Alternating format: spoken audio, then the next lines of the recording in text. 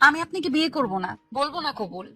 বল, কবুল বল, নাকি আবার মারবো? মেরে ফেলুন, মারতে মারতে মেরেই ফেলুন, তাও কবুল বলবো না। বলবি না? না, বলবো না। দাঁড়া, বুঝেছি। বিয়েতে কবুল না বলায় ঠাস করে একটা চড় পড়ে যায় আখির গালে।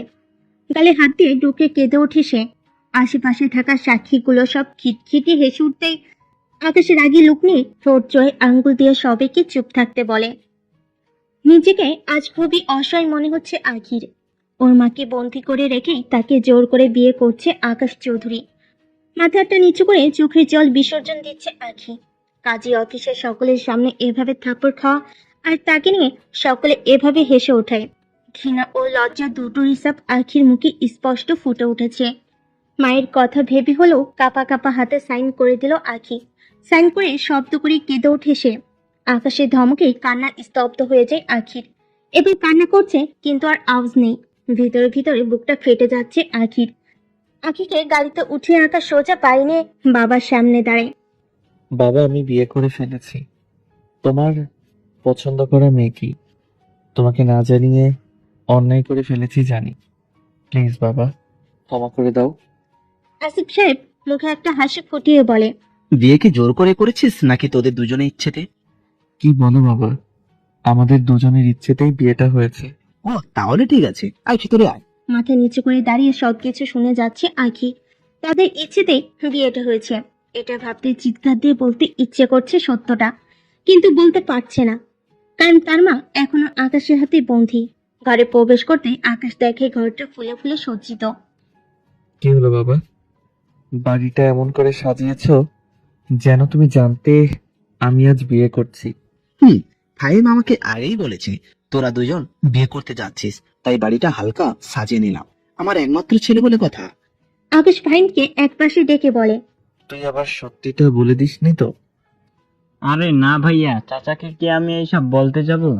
বলেছি তুমি আর ভাবি বিয়ে করতে যাচ্ছ, ব্যাস। ভালো করেছিস। আর শোন, বাবা যেন এই ব্যাপারে কিছুই জানতে না পারে। বাসর ঘরে বসে আছে আঁকি। একটু আগে কয়েকটা মেয়ে এসে সাজিয়ে দিয়ে গেছে তাকে। দরজা খুলে ভেতরে প্রবেশ করে ছোট্ট একটা কাশি দিল আকাশ। মাথাটা নিচু করা অবস্থায় শান্তভাবে আঁখি বলে উঠল, আপনার কাজ শেষ? বলতে পারো।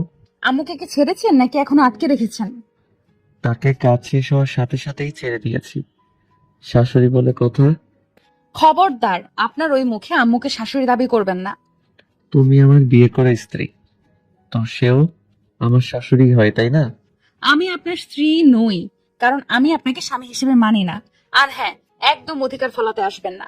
আপনি যদি জোর করেন তাহলে তাহলে কি? দেহ পাবো মন পাবো না, তাই তো? আমি তোমাকে দেহের জন্য বিয়ে করিনি, বাবার কারণেই বিয়ে করেছি তোমাকে। তোমাকে আমার বাবাই পছন্দ করেছে। বাবাকে খুশি করতেই বিয়েটা করেছি আমি। কারণ বাবা একজন মৃত্যুর পথযাত্রী। খুব জোরে 4 মাস সময় দিয়েছে ডাক্তার। এর ভেতর বাবার সকল আবদার পূরণ করে ইচ্ছা অনিচ্ছাকে প্রাধান্য দিয়ে বাবাকে সবসময় খুশি রাখবো আমি। তাই বাবাকে খুশি করতেই তোমাকে বিয়েটা করেছি আমি।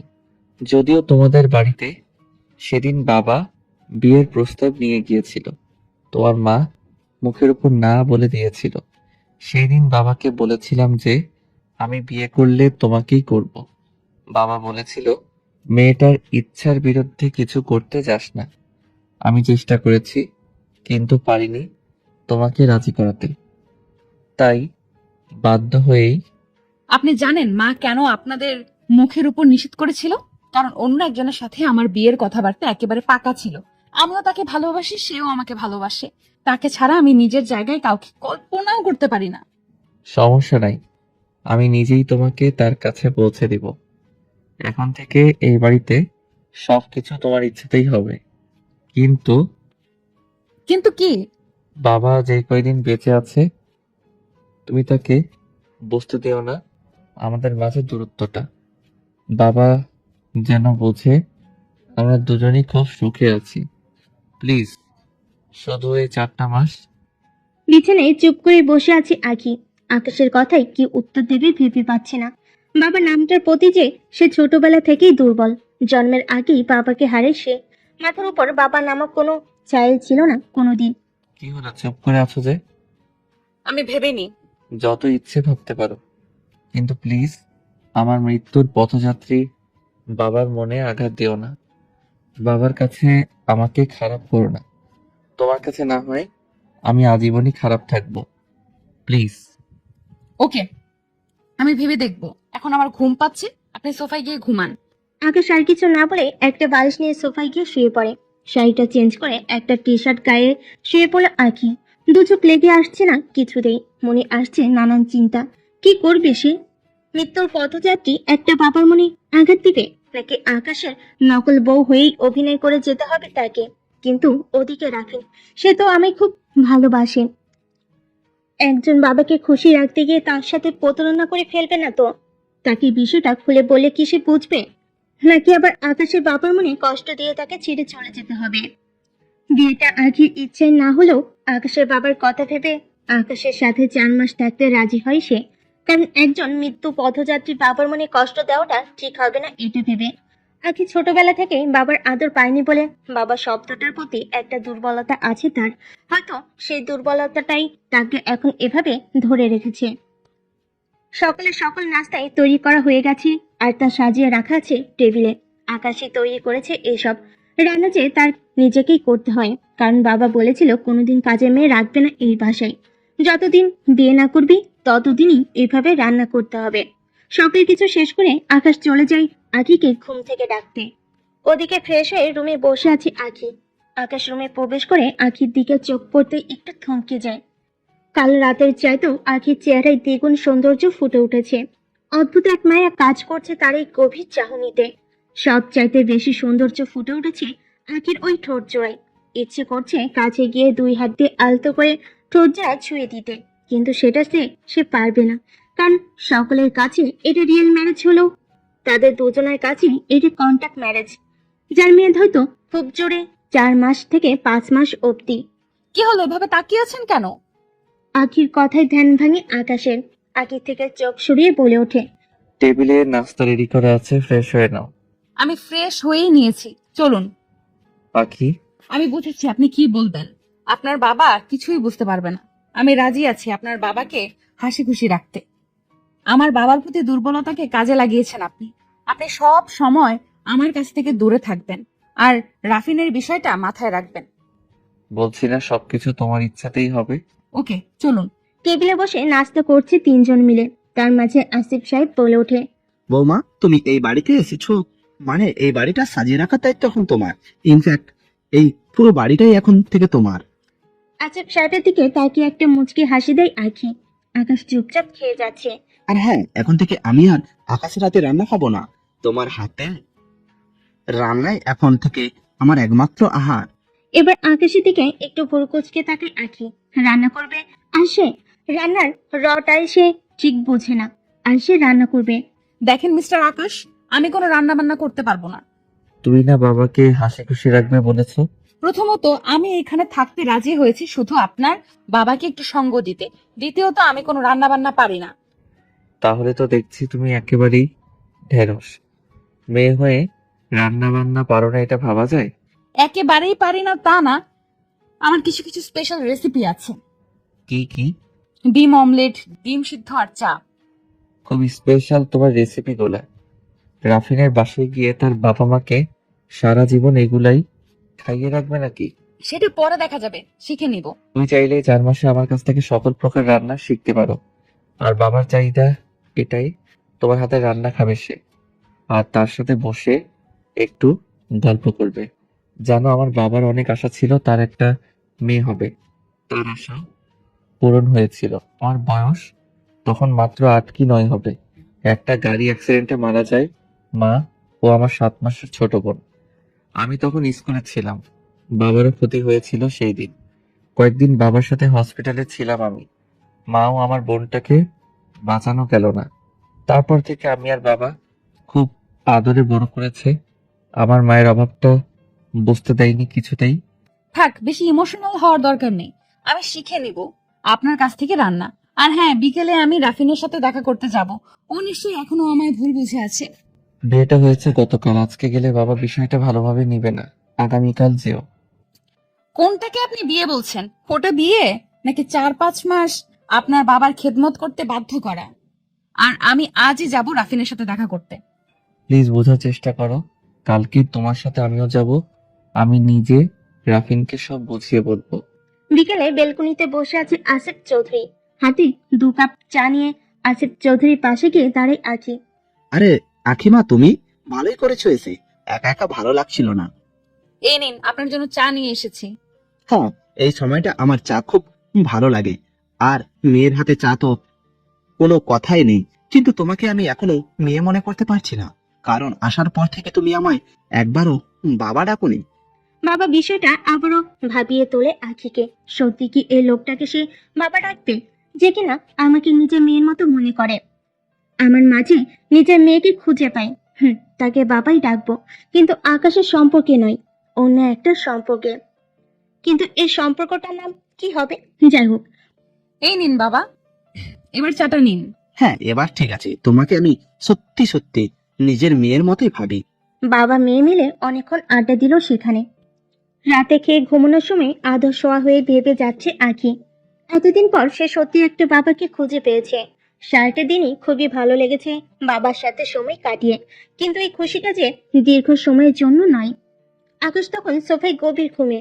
আকাশের দিকে তাকিয়ে একটা দীর্ঘশ্বাস নিয়ে ঘুমিয়ে পড়ে আঁখিও। কি হচ্ছে তার জীবনটা নিয়ে? কাল রাফিনের সাথে দেখা করতে যাবে আঁখি।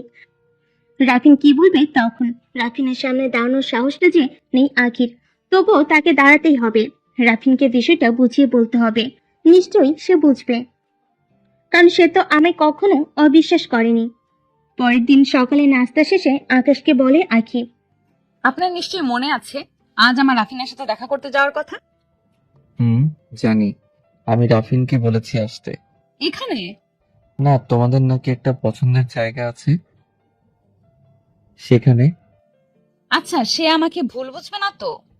মনে হয় না ভুল বুঝবে, আর ভুল বুঝলেও আমি বুঝিয়ে বলবো। বিকেলে বাবাকে বলে রওনা দিল আকাশ আঁখিকে নিয়ে। রাফিন হয়তো সেখানে অপেক্ষা করছে তাদের জন্য। ড্রাইভিং সিটে বসে ড্রাইভিং করে যাচ্ছে আকাশ, বারবার আর চোখে তাকাচ্ছে আঁখির দিকে। রাফিনের সাথে দেখা করতে যাবে। মুখ ভর্তি খুশির আলো ফুটে উঠেছে তার। হালকা সাজে তার উপর মুখে পুরোপুরি খুশির ছাপ। হালকা হাসিতে যেন কোনো এক পরীকেও হার মানাবে। হোয়াট? এসব কি বলছো তুমি রাফিন? লুটপিক মানে? তোমার মাথায় ঠিক আছে তো? তুমি তো এমন ছিলে না রাফিন। তাহলে আরে আরে, সব বিষয় এত সিরিয়াস ভাবে নাও কেন? আমি তো একটু ফান করছিলাম। ফানের ক্ষেত্রে একটা লিমিট থাকা দরকার রাফিন। আরে আরে বেবি, রেগে যাচ্ছ কেন? সরি সরি সরি, আর কখনো এমন মজা করবো না। তুমি খুশি? তুমি এমনিতেও আগে থেকে অনেক ফাজিল হয়ে গেছো রাফিন। আরে বাবা, বললাম তো সরি। 1 sorry, 2 sorry, 3 sorry. এবার হলো নাকি তোমাকে এখানে এসে সরি বলতে হবে? না থাক, আর বলতে হবে না, আমি এখন ঘুমাবো, রাখছি। আরে আরে, হ্যালো হ্যালো। ফোনটি কেটে দিয়ে অফ করে শুয়ে পড়ে আঁখি। আকাশের দিকে তাকিয়ে দেখে সে গভীর ঘুমে। সকালে ঘুমো ঘুমো চোখে বিছানা থেকে নেমে ওয়াশরুমের দিকে হাঁটা ধরলো আঁখি। ফ্রেশ হয়ে বেরিয়ে আকাশকে খুঁজতে থাকে সে। হয়তো কিচেনে আছে। কিচেনের সামনে গিয়ে দেখে আকাশ সকালে নাস্তা তৈরি করছে। আঁখি দেখে একটা মুচকি হাসি দিল সে। দরজা হেলান দিয়ে বলে ওঠে আঁখি। বাহ, আপনার কপালে যেই থাকুক না কেন, সেই কিন্তু একদিক দিয়ে বেশ হ্যাপি থাকবে। কি করে বুঝলে? বরের হাতের রান্না খাওয়া কয়জনের ভাগ্যে বা জোটে? স্বামীর হাতে রান্না খাওয়াটাকে ভাগ্য বলে না, নিজ হাতে সংসারটা গুছিয়ে সবকিছু নিজে সামলিয়ে রাখাই ভাগ্যবতী মেয়ের প্রধান বৈশিষ্ট্য। তা বুঝলাম, কিন্তু পরিস্থিতি সামলাতে সবকিছুই করতে হয়। তোমার মতো ঢেঁড়স হলে কি আর চলবে? আচ্ছা, ছেলেদের সম্পর্কে আপনার ধারণাটা কেমন? মোটামুটি। রাফিনের সম্পর্কে আপনার ধারণাটা কেমন? সেটা আমি তোমাকে কালই বলেছি, কিন্তু আর সেটা আমার থেকে তুমি ভালো জানবে। নাস্তা সব রেডি, আমি যাচ্ছি। তুমি এগুলো টেবিলে নিয়ে এসো। বাবা যেন বুঝে সব তুমি করেছো। সকালে নাস্তা শেষে ছাদে যায় আঁখি। বেশ সুন্দর ছাদটা। সূর্যের মিটিমিটি মিষ্টি রোদ চোখে এসে পড়তেই তা হাত দিয়ে আড়াল করার চেষ্টা করছে আঁখি। বেশ সুন্দর প্রকৃতির সাজটা। সূর্যের হলুদ মিষ্টি রোদটা যেখানে পড়ছে সেখানেই এক অদ্ভুত সৌন্দর্য প্রকাশ পাচ্ছে, সাজিয়ে তুলছে প্রকৃতিকে। কিন্তু এই প্রকৃতির সৌন্দর্যটা যদি ছোঁয়া যেত তা হয়তো আঁকি আঁকি ধরে মিশিয়ে নিত নিজের সাথে, যেন সে নিজের প্রকৃতির মতো সৌন্দর্যে ভরে উঠবে। বেশ ভালো লাগছে তার এই সুন্দর মনোরম পরিবেশটা। সকালে অফিসে চলে গেল আকাশ। আসিফ চৌধুরী সোফায় বসে দৈনিক পত্রিকায় চোখ বোলাচ্ছে। এক হাতে চশমাটি ঠিক করে পত্রিকাটা উঁচু করে ধরতেই আঁখি এসে বলে, উঠে বাবা, এই নাও চা। একটা হাসিতে আসিফ সাহেব বলে ওঠেন, ধন্যবাদ মা। বাবা কি করছেন? এই যে পত্রিকা পড়ছি। তুমি কি এখন খুব ব্যস্ত? না বাবা। তাহলে পত্রিকাটা একটু পড়ো তো মা। চোখে আগের মতো আর পরিষ্কার দেখতে পাই না। একটা সময় ছিল যখন চশমা ছাড়াই পরিষ্কার দেখতাম। সন্ধ্যায় আসিফ সাহেব ও আঁখি দুজন মিলে জমিয়েছে এক দাবা খেলার আসর। আসিফ সাহেব দাবার একজন ভালো খেলোয়াড়, আঁখিও কিন্তু কম না। বেশ জমে উঠেছে খেলাটা। আকাশ ভেতরে প্রবেশ করেই দেখে দুজন খুব মনোযোগ দিয়ে দাবা খেলায় মগ্ন। আকাশ আসিফ সাহেবের দিকে তাকিয়ে বলে, বাবা, ডিস্টার্ব করো না মা, এখানে যাও, গিয়ে নিজের কাজ মন দাও। আকাশ সোজা রুমে চলে গেল। বাবাকে ডাকলেও এখন আর কোনো লাভ হবে না, কারণ একটা মেয়ে পেয়ে গেছে। তাই এখন আমি নিজে তুচ্ছ। রাতে রাফিনের ফোন আর সেই খুশিতে গদগদ করে ওঠে আঁখি। হ্যাঁ রাফিন বলো। আশা করি কালকের মতো ফাজলামোটা করবে না। আরে না, শোনো, একটা কথা আছে। কি? কালকে আমাদের তোমাকে ফিরে পাওয়ার খুশিতে একটা পার্টি দিচ্ছি। কি বলো, কখন? কালকে সন্ধ্যায় তুমি তার আগে রেডি হয়ে চলে এসো। কাল সন্ধ্যার আগে দেখবে আমি তোমার কাছে এসে হাজির। ফোনটা কেটে দিয়ে খুশিতে নেচে ওঠে আঁখি। পার্টি? আবার তাকে উদ্দেশ্য করে? বাড়িতে থাকলে তো মা যেতেই দিত না, কিন্তু এখানে কোনো বাধা নেই। কে ফোন করেছিল? রাফিন কাল নাকি পার্টি দিচ্ছে, সন্ধ্যার আগে যেতে বলেছে আমায়। আমি কি যাব তোমার সাথে? হ্যাঁ যেতে পারো, কোনো সমস্যা নেই। আকাশ একটু বিড়বিড় করে বলে ওঠে। সমস্যা থাকলেও যে আমায় যেতে হবে? পরদিন বিকেলে গাড়ি নিয়ে রওনা দিল দুজন। সন্ধ্যার আগেই দুজন গিয়ে পৌঁছে যায় সেখানে। কিছুক্ষণ পর পার্টি শুরু হয়ে গেছে। রাফিন সকলের সামনে পরিচয় করিয়ে দিল আঁখিকে। আকাশ সকলের ভিতরের মাঝে মিশে গিয়েছে। পার্টিতে আঁখি ও রাফিন একে অপরের ঘেঁষাঘেঁষি দেখে সেখান থেকে বাইরে চলে গেল আকাশ। একটা অট্টহাসিতে মেতে উঠল দুজন। বেশ কিছুক্ষণ বাইরে থেকে আবার ভেতরে চলে গেল আকাশ। দেখে রাফিন আঁখিকে কি বিষয় নিয়ে যেন জোর করছে। একটু সামনে গিয়ে দেখে রাফিন আঁখিকে ড্রিঙ্কস করানোর চেষ্টা করছে, আর আঁখি তাই এড়িয়ে যাওয়ার চেষ্টা করছে। আকাশ দ্রুত পায়ে সেখানে হেঁটে গিয়ে আঁখির হাতটা ধরে রাফিনের দিকে চেয়ে বলে উঠল, কাউকে জোরপূর্বক কিছু খাওয়ানো ঠিক না। আঁখির হাতটা ধরে টেনে সেখান থেকে বের করে নিয়েছে আকাশ। আঁখি হা করে চেয়ে আছে আকাশের দিকে। রাফিনের এক হুঙ্কারে স্তব্ধ হয়ে যায় সবাই। গাড়ি ড্রাইভিং করছে আকাশ। পাশে আঁখি বসে লুচির মতো করে ফুঁসছে। এটা কি হলো? কোনটা? এইভাবে সকলের সামনে দিয়ে টেনে নিয়ে আসার মানেটা কি? এনেছি কারণ আছে। কি কারণ? আর সেখানে আপনার সমস্যাটা কি? আমার যা ইচ্ছে তাই করব, আপনার কি প্রবলেম? দেখো আখি, তুমি একজনের স্ত্রী হয়ে অপর একটা ছেলের সাথে যা খুশি তা করতে পারো না। যদি এসব করা খুব বেশি প্রয়োজন হয় তাহলে আমার থেকে যখন আলাদা হয়ে যাবে তখন করো, ওকে? আপনি কিন্তু লিমিট ক্রস করে ফেলছেন। রাফিন মোটেও এমন ছেলে না। কোনো আজে বাজে কথা বলবেন না তাকে নিয়ে। আমার মাথায় কিন্তু রক্ত উঠে যাচ্ছে। আর কিছু না বলে ড্রাইভিং করে যাচ্ছে আকাশ, কারণ কথা বলে কথা বাড়বে, এটা স্বাভাবিক। কয়েকদিন পর দেখো আখি, আমি আবার পার্টির আয়োজন করার উদ্দেশ্য এটাই। আগের পার্টিতে এমন হওয়ার কারণে আমি চাই না এবার তুমি আকাশকে নিয়ে এসে আমাদের সুন্দর মুহূর্তটা নষ্ট করো। আরে রাফিন, তুমি একদম চিন্তা করো না। এমন ভাবে বলেছি, ওর আর লজ্জা থাকলে আমার সাথে কোথাও যাবে না। বেবি, আমি তো ওটাই চাই।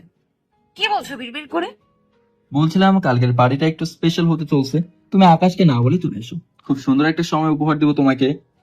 স্বামীকে রেখে প্রাক্তন প্রেমিকের সাথে পার্টিতে যাওয়া বিষয়টা এত বিবেচনা করলো না আঁখি। হাজার হলো স্বামীর কাছ থেকে অনুমতি নেওয়াটা জরুরি, কিন্তু বিষয়টাকেও এত জরুরি মনে করছে না আঁখি। কারণ আকাশকে তো সে স্বামী হিসেবে মানেই না, আবার অনুমতি। পরের দিন দুপুরে আসিফ চৌধুরী কাছে বলল সন্ধ্যায় একটু বাইরে যাবে, তার কলেজ বান্ধবীদের সাথে দেখা করতে। আসিফ চৌধুরীও বলে ওঠে, সমস্যা নাই, কিন্তু আকাশ গেলে ভালো হয় না? না বাবা, ওখানে শুধু আমরা মেয়ে ফ্রেন্ডই। আকাশ যাওয়ার দরকার নেই।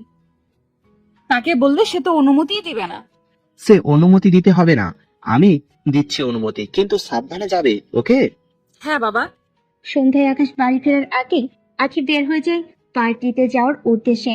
ওদিকে রাফিন অপেক্ষা করছে আখির জন্য। রাফিনের কাছে এগিয়ে যায় আখি। হাই বেবি, তুমি এসে গেছো? আকাশ আসেনি তো? না রাফিন, আকাশ এই বিষয়ে জানেও না। Good baby. কিন্তু এসব কি পড়িস পার্টিতে? পার্টি থেকে ওসব ড্রেস পরে? তো কি পরবো, ওইসব ছোট ড্রেস? হ্যাঁ, ইম্পসিবল, আমার ওইসব পরার কোনো অভ্যেস নেই। পড়তে পড়তেই তো অভ্যাস হবে নাকি? আমি ওইসব পড়তে পারবো না। আচ্ছা, কি আর কর, আসো। আখি ভেতরে গিয়ে দেখে আজকের পার্টিটা আরো জাঁকজমকপূর্ণ, কিন্তু আগের তুলনায় লোকজন একেবারে কম। যাক, ভালোই হলো। বেশি লোকজন আবারও আখির ভালো লাগে না, এটারও ঝামেলা পারে। পার্টি শুরু হলো অনেক আগেই। নতুন নতুন কাপল দেখা যাচ্ছে আজ, একে অপরের সাথে নাচানাচিতে মগ্ন সকল কাপলই। রাফিন একটা ড্রিঙ্কসের গ্লাস হাতে নিয়ে নাচতে নাচতে আখির হাতটা ধরে নিজের সাথে মিশিয়ে বলে। সবাই তো পার্টি এনজয় করছে, আমরা কেন বসে আছি বেবি? রাফিনের সাথে তাল মিলাচ্ছে আখিও। পার্টি চলো অনেকক্ষণ ধরে, অনেকেই তো চলে গেছে। আখি বলে, আচ্ছা বেবি, আমার এখন যেতে হবে, আজ তো একটু বেশিই করলাম। কি বেশি করলাম? এখন তো কিছুই করিনি। আচ্ছা বেবি, টয়লেটটা কোন দিকে? এই সোজা গিয়ে ডান দিকে। হাত দিয়ে ইশারা করে দেখিয়ে দিল রাফিন। আখি বেরিয়ে এসে দেখে একটা মেয়ে তার থেকে বিদায় নিয়ে যাচ্ছে। এটা কোনো ব্যাপার না। অবাক করার বিষয় হলো মেয়েটাকে জড়িয়ে ধরে লিপ কিস দিচ্ছে রাফিন। রাফিন, হুঙ্কার জনিত একটা আওয়াজ দিয়ে বলে ওঠে আখি। রাফিন একটা মুচকি হাসিতে মেয়েটাকে বিদায় দিয়ে আখি কাছে এলো। মেয়েটা কে রাফিন? ফ্রেন্ড। ফ্রেন্ড মানে? এটা আবার কেমন ফ্রেন্ড? বিদায় নেওয়ার সময় লিপ কিস দিতে হয়? বাদ দাও বেবি। অনেক রাত হয়েছে, আমি আসি। তোমার সাথে কাল কথা বলবো আমি। পেছন থেকে রাফিন হাতটা চেপে ধরে টান দেয় আখিকে। ও বেবি, কোথায় যাচ্ছো? ওফ রাফিন, ছাড়ো তো, বাসায় যাচ্ছি। ও আচ্ছা আচ্ছা, কিন্তু তুমি এভাবে চলে গেলে আমি কি শুধু শুধু এতগুলো টাকা লস দিলাম? এর বিনিময়ে আমার তো কিছু পাওনা থাকতে পারে, তাই না? মানে কি বলছো তুমি? সেটা আমার বলতে হবে না। আই হোপ তুমি বুঝতেই পারছো আমি কি বলতে চাইছি। দেখো রাফিন, সবসময় ফাজলামি ভালো লাগে না। ক্লিয়ার করে বলো তুমি কি চাচ্ছ। ওকে, একবারে ক্লিয়ার করে বলছি, তোমাকে আজকে রাতের জন্য আমার রক্ষিত হতে হবে। হোয়াট? রাফিন, যথেষ্ট হয়েছে। এখনো তো কিছুই হয়নি বেবি। কি করছো রাফিন? রাফিন ছাড়ো বলছি। তুমি এত নোংরা জানলে আমি কখনোই তোমার সাথে রিলেশন করতাম না, বিয়ের জন্য তো রাজিই হতাম না। তুই আমার থাপ্পড় মারলি, রাফিনকে থাপ্পড় মারলি তুই। এর মাসুল তোকে আজ এই মুহূর্তেই দিতে হবে। ভালোভাবে বলছিলাম কাজ হয়নি, তাই না? আর তোকে কে বিয়ে করছে? অন্য একটা ছেলের সাথে রাতের পর রাত থেকেছিস।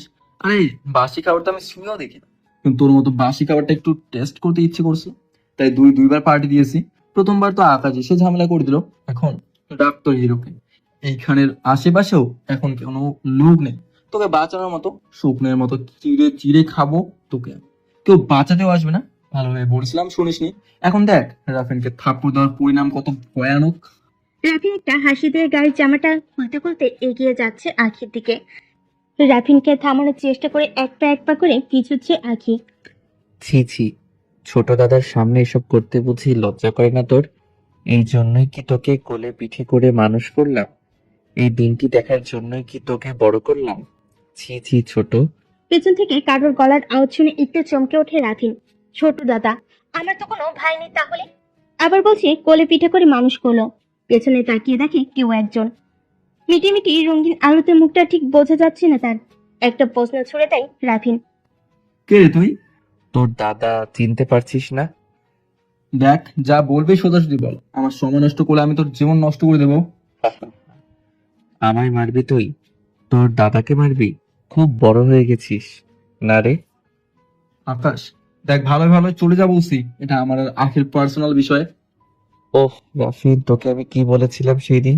কাউকে জোর করবি না। আর ও এখনো তোর হয়নি, ও এই মুহূর্তেও আমার স্ত্রী। দেখ আকাশ, আমি চাই না তোর সাথে নতুন করে কোনো শত্রুতা হোক। আর তুই তো 4 মাস পরে ওকে এমনিতেই ছেড়ে দিবি, তাহলে?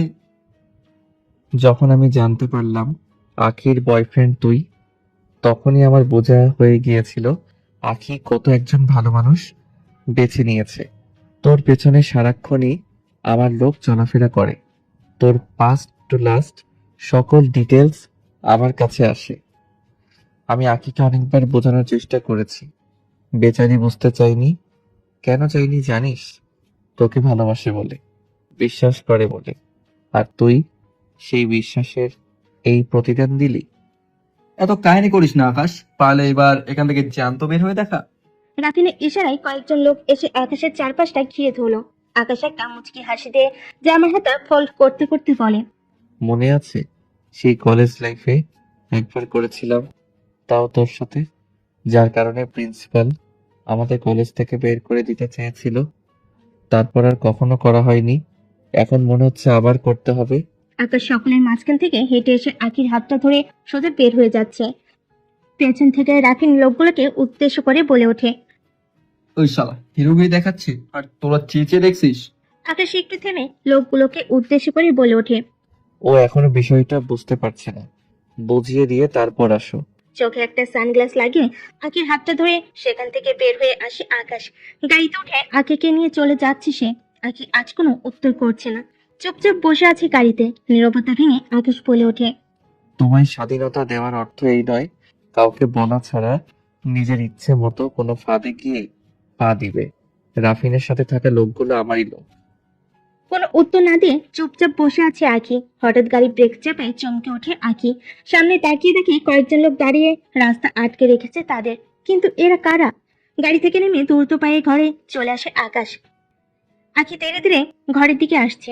আকাশের অবদ্ধ হলো ঘরে আসতে কেমন একটা নার্ভাস ফিল করছে সে। আকাশকে একা ঘরে আসতে দেখে আসিফ চৌধুরী বলে ওঠে। আকাশ, তুই এসেছিস? আখিকে একটা ফোন দিয়ে দেখ তো কোথায় আছে। বললো বান্ধবীর সাথে দেখা করতে গেছে, কিন্তু এখনো আসেনি। কোনো সমস্যা হলো না তো আবার? আকাশ টেবিলে হাত বাড়িয়ে পানির গ্লাসটা হাতে নিয়ে বলে ওঠে। ফোন করতে হবে না বাবা, ও এসে গেছে। কোথায়? ওই তো মহারানী।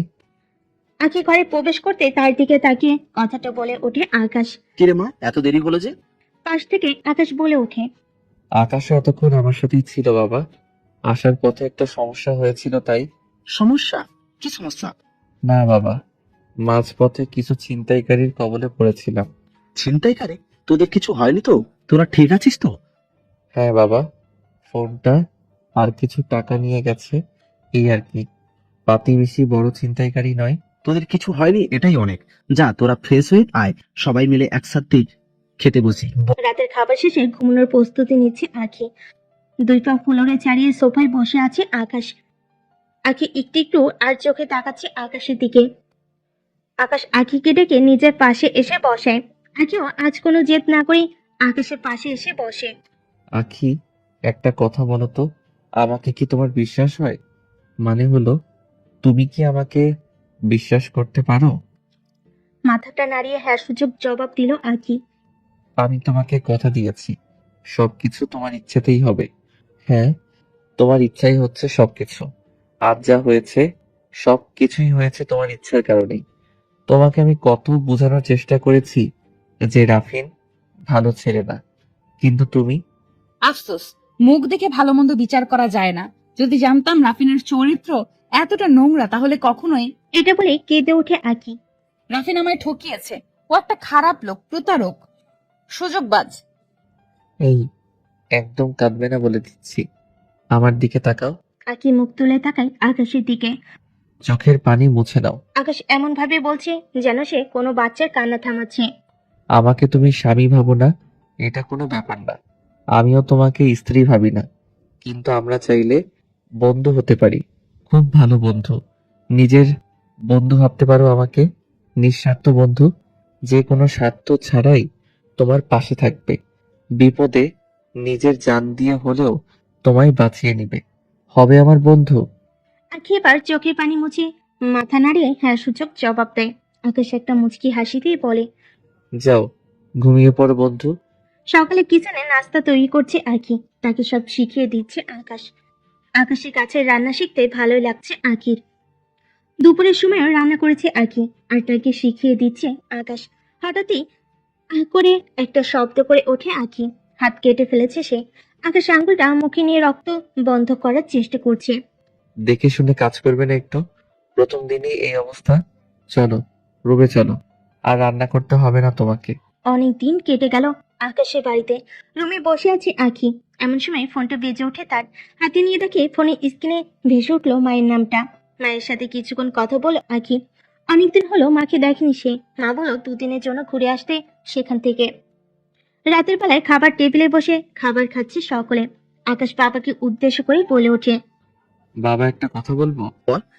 আখি তো অনেকদিন ধরে অভিমান করে মায়ের বাসায় যায়নি, মাকেও অনেকদিন দেখেনি সে। এখন মা নিজেই বলছে দুদিন ঘুরে আসতে তার বাড়ি থেকে। ভালোই তো, কাল যা তাহলে। আমি যাব না বাবা, শুধু আখিই যাবে। তুই যাবি না কেন? আমি গিয়ে তাকে দিয়ে আসবো। পরদিন বিকেলে আখি রওনা দিল আকাশের সাথে। গাড়ি ব্রেক কষলো আখির বাড়ির সামনে এসে।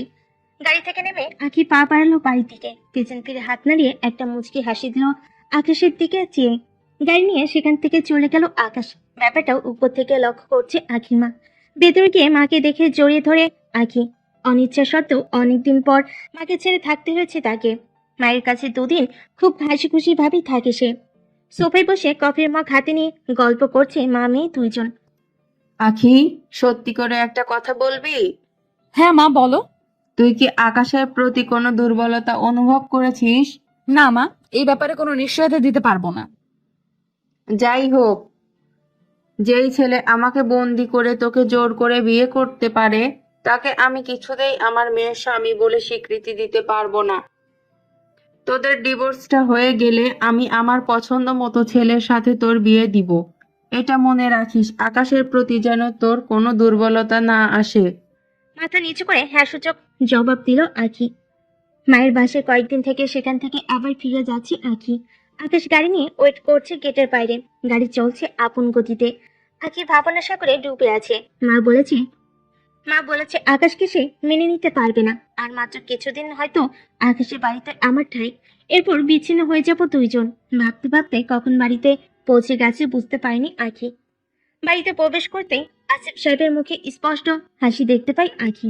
এটাও যেন একটা মায়া লাগানো হাসির মতো। কিন্তু এই মাইতে নিজেকে না আটকানোই ভালো, পরে ছেড়ে যেতে আবার কষ্ট হবে। হয়তো আখির সাথে আকাশের ডিভোর্সের সময় ঘনিয়ে গেছে। অবসান ঘটতে যাচ্ছে তাদের দুজনের সেই কন্ট্যাক্ট ম্যারেজের। আসিফ চৌধুরীর শরীরের অবস্থাও দিন দিন অবনতি ঘটছে। মাঝে মাঝে আসিফ চৌধুরীর গলা দিয়ে ছুটছে অঝরে রক্তের স্রোত। দিন যত যাচ্ছে তত বেশি কাইল হয়ে পড়েছে আসিফ চৌধুরী। হঠাৎ আসিফ চৌধুরীর অসুস্থতা তীব্র হয়ে উঠতে তাকে হসপিটালে ভর্তি করে আকাশ। কিন্তু ডাক্তার আসিফ চৌধুরীর কোনো নিশ্চয়তা দিতে অক্ষম। আকাশকে ডাক্তার শুধু এটাই বলে, উপরওয়ালাকে ডাকতে। তাদের আর কিছুই করেনি। সময় যে ধীরে ধীরে ফুরিয়ে এসেছে আসিফ চৌধুরী। ভেতরে অক্সিজেন মাস্ক লাগিয়ে শুয়ে রাখা হয়েছে আসিফ চৌধুরীকে। চোখ দিয়ে টপ টপ করে পানি গড়িয়ে পড়ছে আকাশের। কিন্তু পুরো দেহটাই আজ নীরবতায় ঘেরা। ছোটবেলায় মাকে হারানোর পর জীবনের চলার পথে তাকে সাপোর্ট করে গেছে তার বাবা। তার কাছে জীবনের সবচেয়ে বড় সাপোর্টের নামই হলো বাবা। তার সেই সাপোর্টটা হারিয়ে ফেলে খুব যে একা হয়ে যাবে সে। বাবা আর থাকবে না এটা ভাবতেই বুকটা আটকে ওঠে আকাশে। বাবা বিদায় নেওয়া মাত্রই আখি চলে যাবে তার নিজের পথে। একলা জীবনে পাশে দাঁড়িয়ে সাপোর্ট দেওয়ার মতো এমন কোনো মানুষ থাকবে না তার। আকাশের দৃষ্টি অগোচরে হাত দিয়ে বারবার চোখের পানি লুকাচ্ছে আঁকি। কোনোদিন বাবার স্নেহ না পাওয়া সেই আঁকি খুঁজে পেয়েছিল এক সত্যিকারের বাবাকে। মাত্র 3-4 মাসের মাঝে হারিয়ে ফেলছে তার সেই বাবার মতো মানুষটাকে। হাতের ইশারায় তাদের দুজনকে ডাকছে আসিফ চৌধুরী। জোরপূর্বক চোখের পানি লুকিয়ে তার কাছে গিয়ে বসে দুইজন। মুখ থেকে অক্সিজেন মাস্কটা খুলে ফেললো আসিফ চৌধুরী। আকাশকে উদ্দেশ্য করে বলে ওঠে, আকাশ, বাবা আমার, আমি আর কিছুক্ষণ পরে বিদায় নেব তোদের কাছ থেকে। না বাবা, এমনটা বলো না। আমার সময় আর বেশিক্ষণ নেই। দুই একটা কথা বলে খুব মনোযোগ দিয়ে শুনবে। আমি শুনছি বাবা। আখি কিন্তু খুব ভালো মেয়ে। আমি চলে যাওয়ার পর কোনোদিন কখনো কষ্ট দিস না তাকে। সংসার একদিক দিয়ে খুব সহজ, অপর দিক খুবই কঠিন। এই দুই প্রান্তের মাঝে বিশ্বাসটাই সব। সন্দেহটা সম্পর্ক বিচ্ছেদের মূল কারণ। কখনো একে অপরকে সন্দেহ করবি না। কোনো বিষয়ে ঝাপসা থাকলে তা দুজনে একত্রে কথা বলে জেনে নিবি এর সততা কতটুকু। সম্পর্কটা এমনই রাখবি যেন চোখ বন্ধ করে একে অপরকে বিশ্বাস করতে পারিস। আমার কথাগুলো মনোযোগ দিয়ে শুনছিস তো? চোখ মুছে আকাশ বলে ওঠে, হ্যাঁ বাবা, শুনছি। আর হ্যাঁ আখিমা, আমায় কথা দে, আমার এই পাগল ছেলেটাকে তুই কখনো ছেড়ে যাবি না। আখি বাবার হাতটা ধরে আকাশের দিকে জিজ্ঞাসা দৃষ্টিতে তাকিয়ে থাকে, যেন এটা সে আকাশের মুখ থেকে শুনতে চায়। আকাশের কাছ থেকে কোনো উত্তর না পেয়ে আবার বাবার দিকে তাকায় আখি। সবসময় একে অপরের ছায়া হয়ে থাকবি। আমার যে এখন যাওয়ার সময় হয়ে গেছে রে। তোদের মা ডাকছে আমাকে, চলে যাচ্ছি আমি। তোর মায়ের কাছে দুইজন সংসার জীবনে সুখী হ, এটাই প্রত্যাশা করি আমি। কাঁদতে কাঁদতে আকাশ হঠাৎ খেয়াল করলো বাবার কথা বলছে না, নিতুর হয়ে গেছে সে। স্তব্ধতাই ঘিরে ফেলেছে তাকে। একগাদা ঘুম এসে জড়িয়ে নিয়েছে তাকে, যে আর জাগ্রত হওয়ার মতো না। বাবাকে জড়িয়ে ধরে চিৎকার দিয়ে কেঁদে ওঠে আকাশ। একজন ডাক্তার চোখ দুটো বন্ধ করে পুরোটা দেহ ঢেকে দিল তার। সে এখন এক গন্তব্যের পথযাত্রী। সেই পথে সকলকেই যাত্রী হয়ে যেতে হবে, এই কথাটা চিরন্তন সত্য। বেলকুনিতে ফুলারে বসে হেলান দিয়ে বসে আনমনে এক দৃষ্টিতে বাড়ির দিকে তাকিয়ে আছে আকাশ। মনে মনে এখনো কেঁদে যাচ্ছে সে, আর তার চোখ দিয়ে প্রকাশ হচ্ছে না, কারণ সেই চোখের পানিও মনে হয় শুকিয়ে গেছে। 3 দিন হয়ে গেল বাবা তাদের সাথে নেই। এই অবস্থায় তাকে ছেড়ে যেতেও চাইছে না আখিও। এই সময় আকাশের পাশে কেউ থাকাটা একান্ত প্রয়োজন। আখি মা বারবার ফোন দিয়ে যাচ্ছে বাড়ি থেকে, কিন্তু আখি বারবার বোঝানোর চেষ্টা করছে তার মাকে যে সে আকাশের সাথে আর কিছুদিন থাকাটা প্রয়োজন। আখি মা এই বিষয়টা বোঝার চেষ্টা করছে না। তার কথা, যে ছেলে তাদের সাথে এত বড় অনেক করেছে, তাকে এতদিন হেল্প করেছে, এটাই অনেক। মায়ের কাছ থেকে 10 দিনের সময় চেয়ে নেয় আখি। এই 5 দিনে যতটুকু পারে আকাশকে ফিরিয়ে আনার চেষ্টা করবে সে আগের অবস্থায়। রাত শেষ হলে দিনের আলো, সূর্য ডুবলে আধার। আকাশের কাছে সবই এখন সমান্তরাল। বাবাহারা শূন্যতা অন্যভাবে মগ্ন হয়ে আছে সে। হাতে খাবার নিয়ে আকাশের কাছে গেল আখি। হাতটা আকাশের দিকে বাড়িয়ে দেয় আখি খাবার সহ। আকাশ তার হাত দিয়ে মাছি দাঁড়ানোর মতো করে সরিয়ে ওঠে, সেখান থেকে উঠে যায়। আখি বুঝতে পারে সে এখন চলে গেলে হয়তো বেখালিপনায় মারা যাবে আকাশ। নিজের প্রতি কোনো যত্ন নিবে না আকাশ। 9 দিন চলে গেল। আকাশ এখন মোটামুটি ঠিক আগের মতোই, তবুও প্রতিনিয়ত মিস করে যাচ্ছে বাবাকে। রাতের আধারে বেলকুনিতে দাঁড়িয়ে আছে আকাশ। হাতে থাকা ফোনটা ভাইব্রেট হয়ে উঠলেই ফোনটা হাতে নিয়ে দেখে মামার ফোন। এর আগেও কয়েকবার ফোন দিয়েছিল মামা। তার মামা পরিবার নিয়ে অস্ট্রেলিয়াতে থাকে।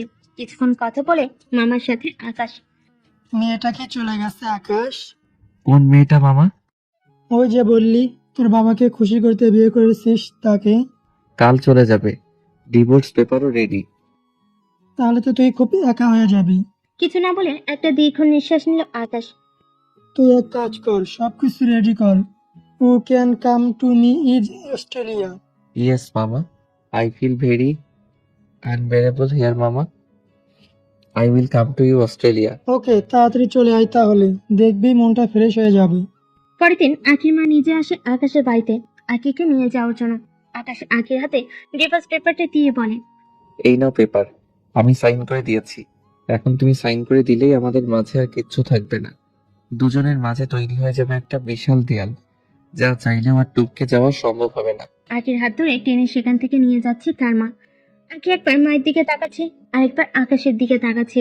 দেখতে দেখতে আকাশের চোখের আড়াল হয়ে গেল আখি।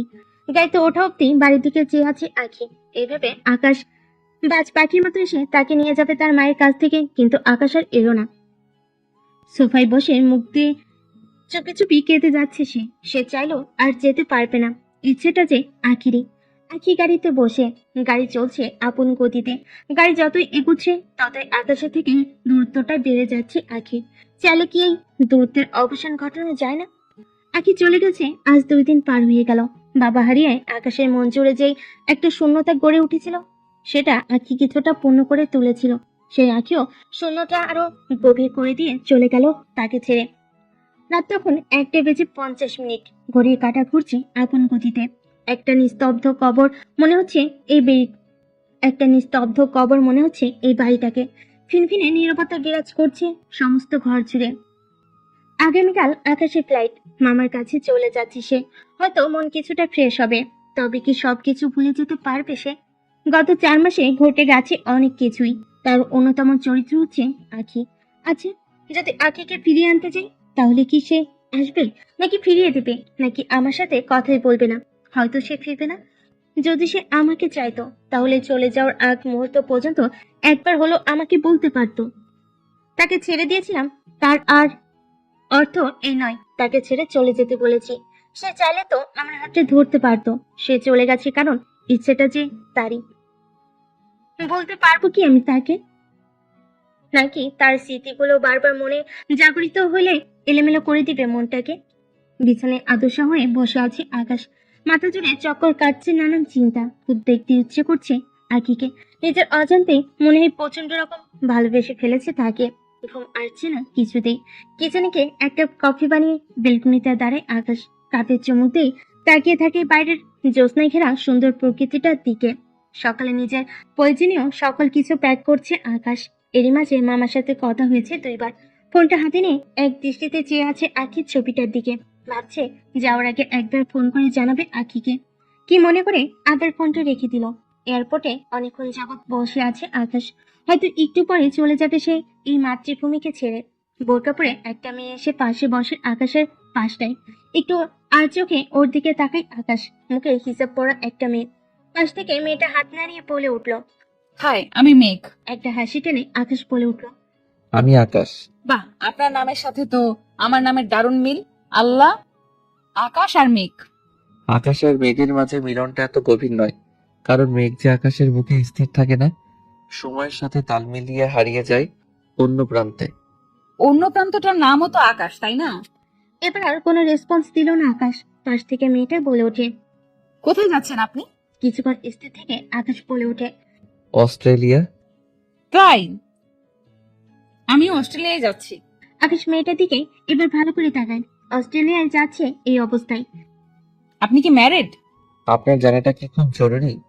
আপনার সমস্যা হলে বলার দরকার নেই, থাক। ছিলাম। ছিলাম মানে কি? চলে গেছে। ডিভোর্স।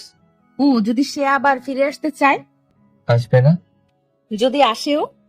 এবার চুপ করে আছে আকাশ। আপনাকে দেখে মনে হয় আপনি এখনো তাকে ভুলতে পারেননি। পারবো কিনা তাও জানি না। আচ্ছা, আপনাদের ডিভোর্সের কারণটা জানতে পারি? আজব তো, আপনি মনে হয় বিয়ের জন্য আমার ইন্টারভিউ নিতে আসছেন, আর আপনার সাথে আমি এত কিছু শেয়ার করছি কেন? ও সরি, আপনি মাইন্ড করবেন বুঝতে পারিনি। লাস্ট একটা প্রশ্ন করি। আকাশ এক চোখে তাকিয়ে বলল। কি প্রশ্ন? আপনি যে চলে যাচ্ছেন সে কি জানে? হয়তো না, তারপর থেকে তার সাথে আর যোগাযোগ হয়নি। ও আচ্ছা, মন থেকে ভালোবেসেছিলেন কি তাকে? একটা দীর্ঘশ্বাস নিয়ে আকাশ বলে ওঠে। চলুন, সময় হয়ে গেছে। আকাশ চলে যেতে পেছন থেকে হাতটা চেপে ধরে মেয়েটা। হঠাৎ দাঁড়িয়ে আকাশ একবার মেয়েটার দিকে তাকাই, আরেকবার হাতের দিকে। আকাশ একটু অদ্ভুত ভাবে বলে ওঠে। আপনার সাহসের প্রশংসা করতে হবে।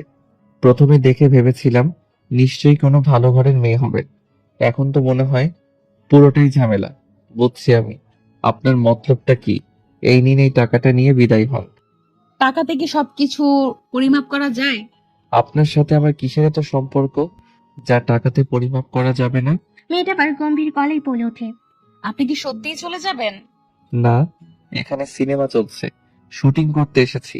এখন টাকাটা নিয়ে তাড়াতাড়ি বিদায় হন তো। তো শুটিং এ এসে হিরোইনকে এইভাবে অপমান করার মানে কি? কেন, আপনি যদি হিরোই হন, আমি তো হিরোইনই, তাই না? আখি, তুমি কেন অবাক হচ্ছেন? কিন্তু তোমার কথা বলার ধরনটা এত চেঞ্জ হয়ে গেল। আমি পারি। ভালো, কেন এসেছো এখানে? সব তো শেষ হয়ে গেল। এই শেষটা কি আবার শুরু হতে পারে না? মানে? আমরা কি রিয়েল লাইফে হিরো হিরোইন হতে পারি না? এই দেখো ডিভোর্স পেপারটা, আমি এখনো সাইন করিনি, শুধু আপনার একটা উত্তরের আশায়। কি উত্তর? ভালোবাসেন আমায়? সন্দেহ আছে? আপনি যেভাবে ছেড়ে চলে যাচ্ছেন তাতে সন্দেহ করাটাই স্বাভাবিক। তুমি মেঘ? আমি নিজেই রেখেছি নামটা। আকাশের মেঘ যে চাইলেও আকাশের বুক থেকে কোথাও পালাতে পারবে না। বেলকনিতে দাঁড়িয়ে বাইরের দিকে তাকিয়ে আছে আকি। হঠাৎ করে ফোনে কেউ একজন বলে উঠল আকাশ নাকি চলে যাচ্ছে আজ। নিজের অজান্তেই চোখ বেয়ে পানি গড়িয়ে পড়ছে আকির। একটা সত্যিকারের ভালোবাসার মানুষকেও হারিয়ে ফেলল সে। তার মা কফির কাপটা হাতে নিয়ে বেলকনিতে আসতে দেখে ফুলের বসে হেলেন দিয়ে নীরবে চোখের জল ফেলছে আকি। কি রে মা, কি হয়েছে তোর? মা, কাউকে ভালোবেসে ফেলাটা কি অন্যায়? অন্যায় না, যদি সে ভালোবাসার যোগ্য হয়। তাহলে আকাশ সে না? আমি নিজেই তার অযোগ্য। তার ভালোবাসা পাওয়ার যোগ্যতা হয়তো আমার নাই। এই 4 মাসে এক মুহূর্তের জন্য আমায় ছুঁয়ে দেখেনি আকাশ। সব সময় আমার ইচ্ছেটাকে প্রাধান্য দিয়েছে। আমি কি চাই? যার চোখে নেই কোনো রাফিনের মতো বিশ্বাসঘাতকতার ছাপ। বলো তো মা, কয়জন নারী একজন সত্যিকারের ভালোবাসার মানুষকে পাওয়ার যোগ্যতা রাখে?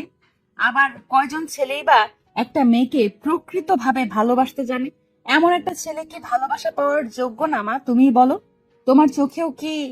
যাই হোক, আমার চোখেও একজন প্রকৃত পুরুষ। আর আমি এমন একটা প্রকৃত পুরুষকে আমার জীবনে চেয়েছিলাম, আর তা পেয়েও আমি ধরে রাখতে পারছি না। তুই যদি আকাশের সাথে সুখী হোস এতে আমার কোনো সমস্যা নেই। আমি তো চাই তুই সব সময় সুখে থাক। আকাশ অস্ট্রেলিয়া চলে যাচ্ছে মা। তুই তাকে ফিরিয়ে আন। সত্যি মা, যাব। তোকেই তো ফিরিয়ে আনতে হবে, তাই না? এরপরে আখি মেঘ পরিচয় লুকিয়ে যায় আকাশের কাছে আর ভালোবাসার কথা জানায়। আকাশও বুকে টেনে নেয়। আখি লুকিয়ে আছে আকাশের পাহুটুরে।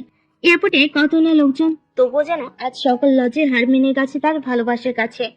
আজ যে যাই বলুক সে কিছু শুনবে না, মানবে না। এখন থেকে আপনাকে আমার সকল ভালোবাসা দিয়ে আগলে রাখবো। ইচ্ছেটা তোমারই, আগলে রাখবে নাকি আবার ছাকা দিবে? না, কখনো ছেড়ে যাব না, এই প্রমিস। আজ থেকে শুধু আমার ইচ্ছেটার ঊর্ধ্বে থাকবে না, তোমার ইচ্ছেটাও প্রাধান্য দেওয়া হবে। আর আমার ইচ্ছে হলো তুই এখন যেভাবে তুমি করে বললে সারা জীবন এমনই রেখো। গভীর একটা তৃপ্তি খুঁজে পাওয়া যায় এই মাঝে। হ্যাঁ, তুমি যা চাও তাই হবে। এবার আকাশ ওকে ডাকে। আসো আখি, এবার ঘরে চলি। ওরা ঘরে ফিরে চলতে থাকে খুব সুন্দর করে ওদের সুখের সংসার। 2 বছরের মাথায় ওদের ঘর আলো করে খুব সুন্দর একটা পরি আসে, তাই ওরাও ভালোবেসে ওর নাম রাখে পরিণীতি। নীতি এদের সামনে হাসে, বেড়ে ওঠে। আখি তাকিয়ে হাসে। এক বিকেলে আখি জানালার কাছে দাঁড়িয়ে কান্না করে। কি হলো, কাঁদো কেন? দেখো আমাদের পরিচিত কত বড় হয়েছে। হ্যাঁ, কিন্তু কাদার কি আছে? আমি ভাবছি রাফিনের জন্য তোমায় কত কষ্ট দিছি। সেদিন যদি বজ্জাত রাফিনের কথা মেনে নিতাম তবে কি হতো বলো? আজ আমার নীতিকে পেতাম, তোমাকে পেতাম। কি করতে গেছিলাম? এসব বাদ তো, পুরনো কথা কেন মনে করে কষ্ট পাও? আচ্ছা, কিন্তু রাফিন তোমার কি হয় তা তো বললে না। ওকে দাদা কেন বললে? কোলে পিঠে করে মানুষ, এসব কি? আসলে রাফিন এতিম ছিল, ওকে আমি বড় করি। আস্তে আস্তে ও বড় হয়, কিন্তু ও একদিন একটা মেয়ের সাথে বাজে কাজ করে। বাবা তাই ওকে বাড়ি থেকে বের করে দেয়। আমি তো ওর দাদার মতনই ছিলাম বলো। ওই তো ভাইয়ের সম্পর্ক ছিন্ন করে চলে গেল কেবল ওর বদ নিয়ত পূরণ করার জন্য। কে জানে এখন কেমন আছে। আচ্ছা বাদ দাও তো, সব বাদ দাও, চলো নীতির কাছে। হ্যাঁ চলো।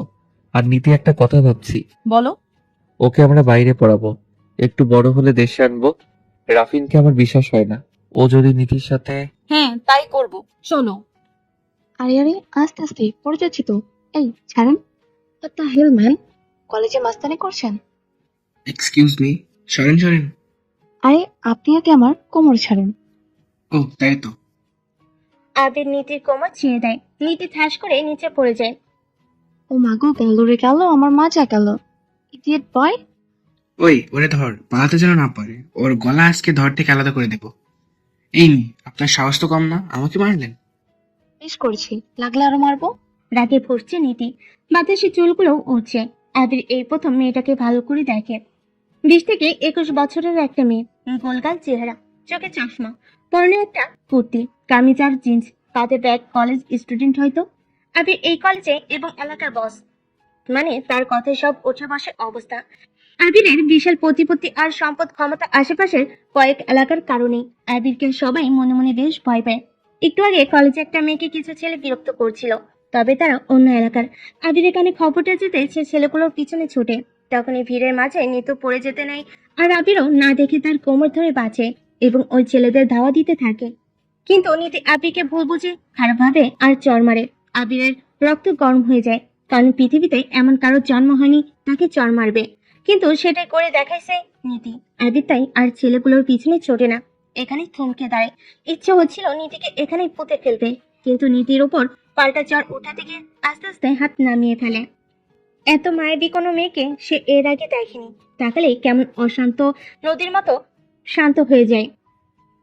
তাকালেই কেমন অশান্ত মনটাও নদীর মতো শান্ত হয়ে যায়।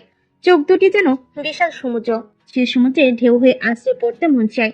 তবে দেশি মেয়ে হলো বিলেতি ভাবসব আছে মেয়েটার মধ্যে। আচ্ছা বিদেশে ছিল না তো, কে জানে। আবিকে হা হয়ে থাকতে দেখে নীতি আবারও রাগে। এই ইউ, চোখে চশমা আর গায়ে কুর্তি চড়িয়েছি বলে ভেবো না আমি কোনো বোকা বা গাবেক মেয়ে। আই মিন হাবাগোবা। আমাকে দেখে তোমার বোকা লাগে? কোমরে হাত দিছো কোন সাহসে? আবার হাত ওঠাতে আসো, নিজেকে সুপুরুষ মনে করো? আসলে তুমি একটা কাপুরুষ, না হলে কেউ মেয়েদের গায়ে হাত তুলে না। পাশ থেকে আবিরের চেলারা খেপে আসে। হুম, চুপ কর তোরা, কথা বলতেছে না, শুনতে দে, বিরক্ত করস কে? ম্যাডাম আপনি বলেন। ভাই কি কোন এসব? বলেন ম্যাডাম বিলাতি। আর কি বলবো, রাগে তুমি বলে ফেলছি। আপনাদের মতো গুন্ডাদের তুমি বা আপনি নয় তুই বলা উচিত। এনিওয়ে, নেক্সট টাইম কলেজে করিডরে গুন্ডামি করতে যেন না দেখি। একেবারে জায়গা মতো পৌঁছে দেবো। নীতি চশমাটা একটু নাড়ে দিয়ে আবারও ঠিকভাবে পরে হাঁটা দেয়। আবির সেদিকে মুগ্ধ হয়ে তাকিয়ে থাকে। কলেজের সবাই সহজ চেলারা অবাক, কারণ আবিরকে কেউ কোনোদিন এমন ভাবে বলার কথা স্বপ্ন ভাবতে পারে না। ভাই এই মাইয়া তো আপনার পুরো কট খাওয়াই গেল, কিছু কইলেন না? বেশি কথা কস তোরা, মায়া মানুষ একটু তো বলবেই। চল আজকে একটা পার্টি দিব। কি কোন ভাই? বাবলু ভাইয়া গেছে সেই খুশিতে। না, খালি পেঁচাস। ওই মায়াটা আমারে বক্সে, সে খুশিতে। এই বলে আবির হাসতে হাসতে চলে যায়। চেলারা অবাক হয়। নীতি বাসায় আসে, পেছন থেকে আঁখি দৌড়ে আসে। অবশ্য এখন আর আগের মতো তড়িঘড়ি করে কিছু করতে পারে না, বয়স হয়েছে, চোখে সানগ্লাস পরতে হয়। ত্রিকোয়ার্টার হাতা ব্লাউজের সাথে পরে শাড়ি। এদিকে আকাশ এখনো মাঝবয়সী লোক হয়ে গেছে। এককালের সেই তরুণ রক্ত টকবক আর কিছু নেই এখন। সেপাচ্ছাদের মতো সেও এখন সারাদিন নিউজ পেপারে মুখ গুজে রাখে। নীতিকে তো ছোটবেলা থেকে বিদেশে পড়াশোনা করে রাফিনের ভয়ে। নীতি বড় হয়ে যায় আর রাফিনের ভয়ও কাটে। তাই একমাত্র মেয়েকে আর দূরে না রেখে কাছে নিয়ে আসে। এখানে একটা কলেজে অ্যাডমিট করে। নীতি ব্যাগটা টেবিলের ওপর রেখে ওয়াশরুমে যায়। আগে খাবার রেডি করে ডাকে। নীতি কই রে? পরিণীতি আয়, খেতে আয়। ওয়াশরুম থেকে নীতি চেঁচিয়ে বলে, খাবো না মা। কি বলিস? আমরাও তো বসে আছি তোর জন্য। কি হলো, খাবি না কেন?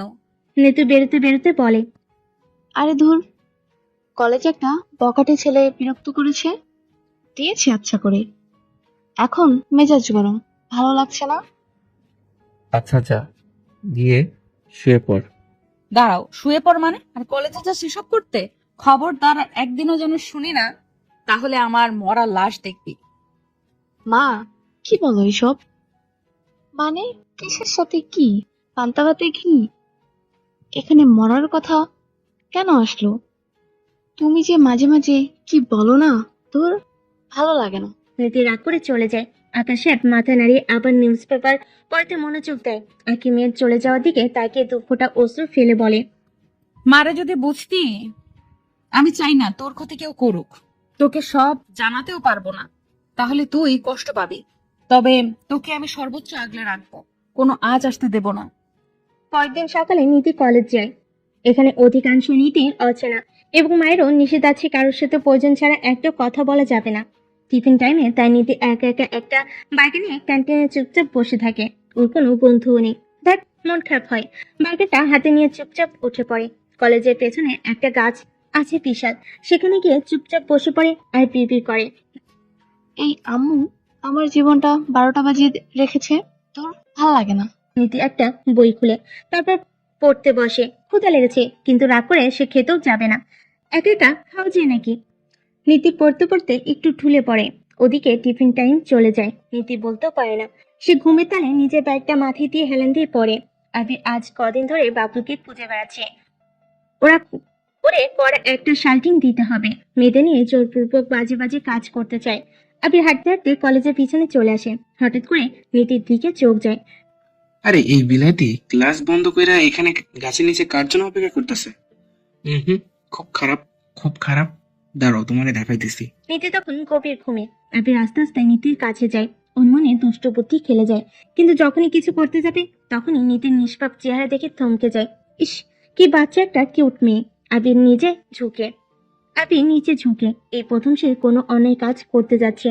সে নিজেও আজ নিজেকে কন্ট্রোল করতে পারে না। নীতির কপালে আর চোখের উপর চুল এলোমেলো হয়ে আছে। আবির চুলগুলো সরিয়ে আস্তে করে কপালে চুমু দেয়, এরপর গালে।